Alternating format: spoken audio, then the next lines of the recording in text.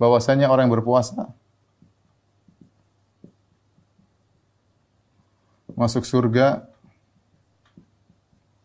dari pintu Ar-Rayyan. Ar-Rayyan.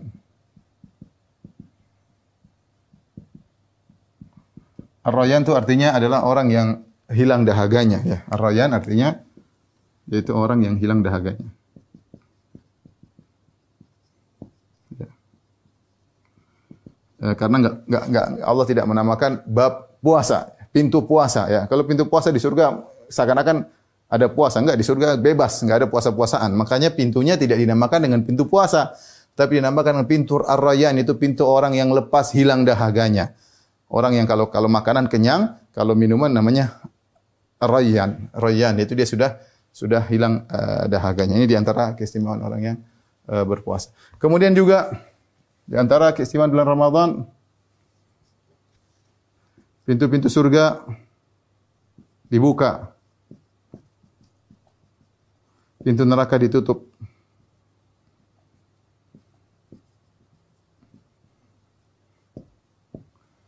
Yang keenam, ya.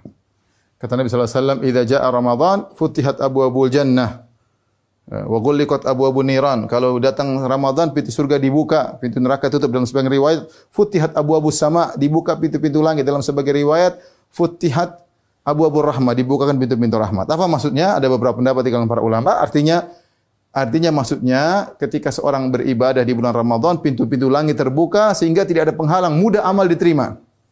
Mudah amal diterima karena amal soleh diangkat kepada Allah. Ilaihi yas'adul kalimut thayyibu wal amalu shalih yarfa'uh, ya.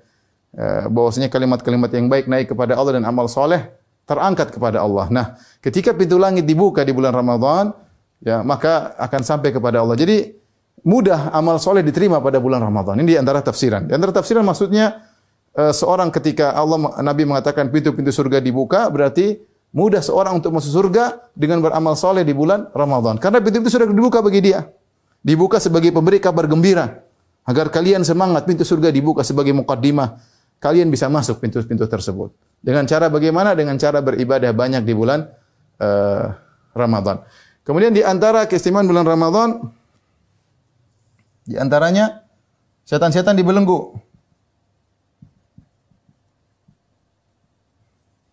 Kata Nabi sallallahu alaihi wasallam, "Wa suffidati syayatin", setan-setan dibelenggu, ya. Dalam sebagian riwayat, "Wa suffidat maradatu syayatin", bahwasanya gembong-gembong setan dibelenggu. Taib. Apa maksudnya setan dibelenggu? Dan ini sudah ditanyakan sejak dulu, gimana setan dibelenggu sementara bahwasanya masih ada orang bermaksiat di bulan Ramadan, ya.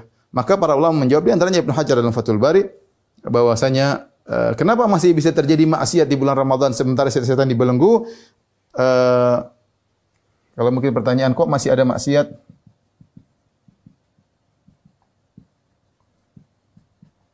Maka jawabannya ada dari beberapa jawaban. Pertama, ya, dia mengatakan yang dibelenggu hanya gembong-gembong.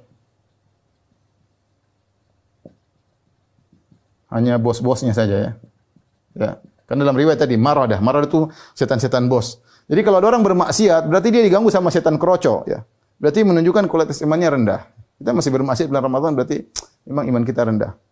Iblis tidak perlu kirim setan-setan profesor, setan-setan TK sudah bisa orang tersebut tergoda, waliyadzubillah. Jadi kalau ada orang masih bermaksiat bulan Ramadan, berarti dia memang imannya lemah, indikasi bahwasanya imannya lemah karena yang bos-bos dibelenggu. Bos-bos tidak bisa berbuat apa-apa sehingga yang menggoda cuma yang kroco-kroco. Sehingga ada maksiat, tetapi semua sepakat di bulan Ramadan kemaksiatan berkurang. Terus motivasi untuk maksiat juga berkurang, ya. Tapi ada maksiat. Karena yang dibelenggu cuma bos-bosnya. Ada jawaban bahwasanya dibelenggu artinya terbatas aktivitasnya. Terbatas aktivitasnya. Setan mau belenggu, dia nggak bisa, dia paling hanya bisa dengan aktivitas terbatas sehingga tidak bisa leluasa dalam menggoda.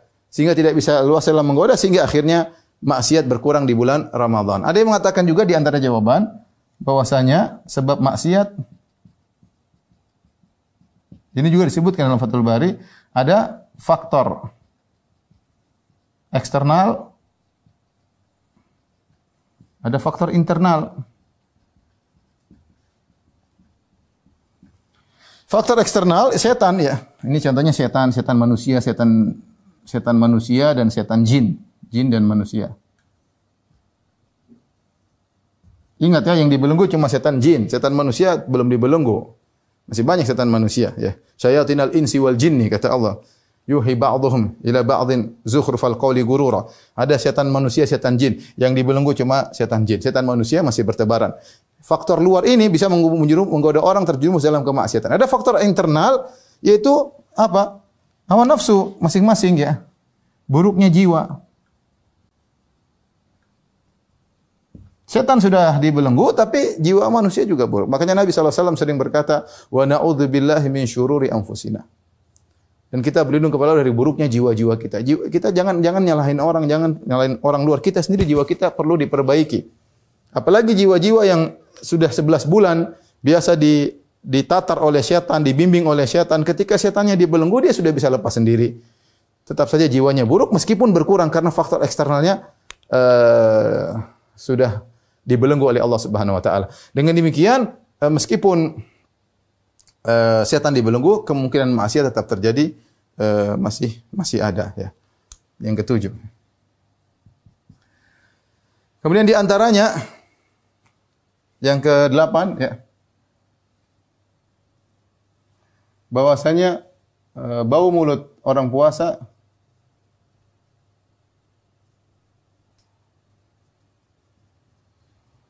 lebih harum dari misik minyak kasturi.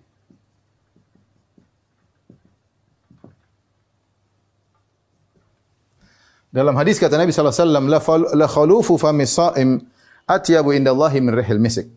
Dan sungguhnya bau mulutnya orang sedang berpuasa lebih harum daripada baunya minyak kasturi. Ini ada khilaf di kalangan para ulama. Apa maksud dari perkataan Nabi la khalufu fami shaim atyabu indallahi min rihil misik? Bahwasanya bau mulut orang berpuasa lebih baik dari bau minyak kasturi. Ada yang mengatakan di dunia, ya. Maksudnya pahalanya besar, ya. Pahalanya besar sehingga lebih Allah sukai daripada harumnya minyak kasturi. Ada yang mengatakan ini adalah di akhirat dan ini pendapat yang kuat bahwasanya orang yang berpuasa pada hari kiamat kelak dia akan dibangkitkan dengan aroma mulut yang wangi. Dan ini mirip seperti orang yang mati syahid. Kita tahu darah punya bau yang tidak enak. Darah punya bau yang tidak enak. Tapi ketika orang yang mati syahid dibangkitkan pada hari kiamat kelak, lukanya masih kelihatan. Dan Nabi berkata, "Al-launu launu dam wa rihu rihul misik." Bahwasanya yang warna-warna darah, ada darah kelihatan ketika dibangkitkan sebagai bukti bahwasanya dia mati dalam kondisi berjihad, tetapi aroma darah tersebut yang harusnya mungkin bau tertentu yang tidak enak menjadi bau minyak kasturi. Demikian juga orang berpuasa. Orang yang sering berpuasa, terutama dia bukan hanya Ramadan aja, bahkan dia puasa sunnah, ya. Maka aroma mulutnya pada hari kiamat akan keluar bau minyak kasturi, bahkan lebih harum daripada minyak kasturi karena Allah ingin mempopulerkan dia pada hari kiamat kelak, ya.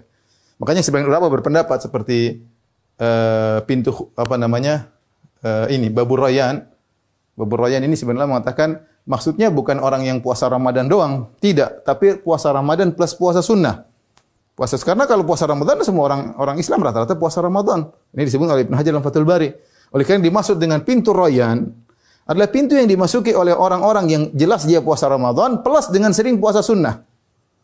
Sehingga dikhususkan mereka, ditenarkan oleh Allah Subhanahu wa taala pada hari kiamat kelak, dikhususkan pintu untuk mereka masuk lewat pintu tersebut, ya. Intinya seorang berpuasa pahalanya sangat besar, di antaranya ditenarkan oleh Allah pada hari kiamat kelak. Ini sebagaimana kita ketahui bahwasanya orang yang melakukan amal soleh pada hari kiamat ditenarkan, yang berjihad dibangkitkan dalam kondisi demikian. Orang yang meninggal dalam kondisi berihram maka yub'atsu yaumal qiyamati mulabbiyan, dibangkitkan dalam kondisi mengatakan bertalbiyah labbaik Allahumma labbaik labbaik la syarika laka labbaik. Orang yang muadzin atwalun nasi anaqan yaumal qiyamah al muadzinun. Orang yang tukang azan maka dia tinggi, diperlihatkan tinggi pada hari kiamat kelak daripada yang lainnya. Kenapa dia selama ini di dunia meninggikan kalimat-kalimat Allah? Orang yang berpuasa dibangkitkan dalam kondisi aroma mulutnya harum ya. Aroma mulutnya harum.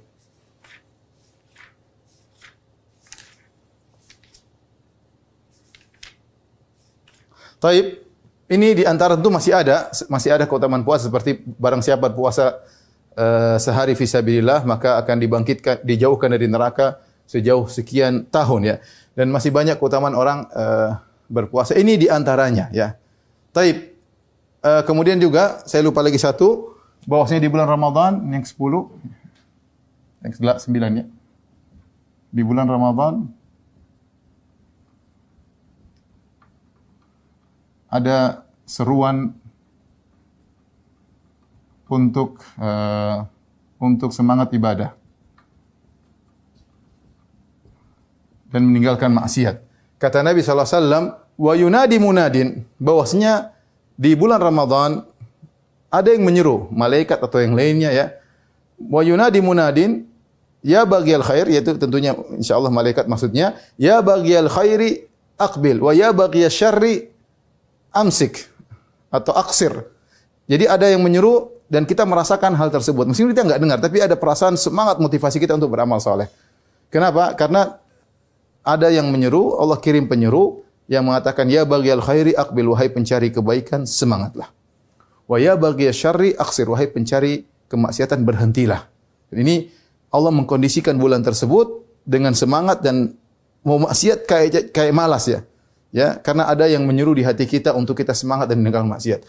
Kemudian yang mungkin kita tutup yang terakhir yang 10 ya. Adalah setiap malam kesempatan untuk dicatat bebas dari neraka.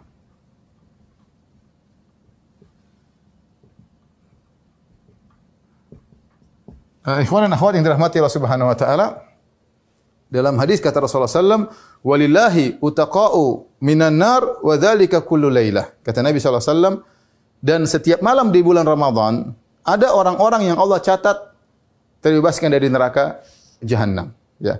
Dan itu berlaku setiap malam. Artinya apa? Di hadapan kita ada 29 malam atau ada 30 malam. Ramadan kalau enggak 29 hari, 30 hari.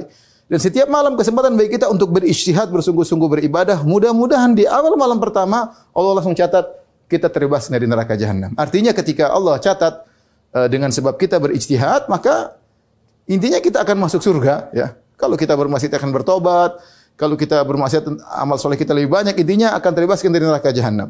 Dan ada 29 malam, 3 malam. Kalau malam pertama kita enggak berhasil, masih ada malam kedua.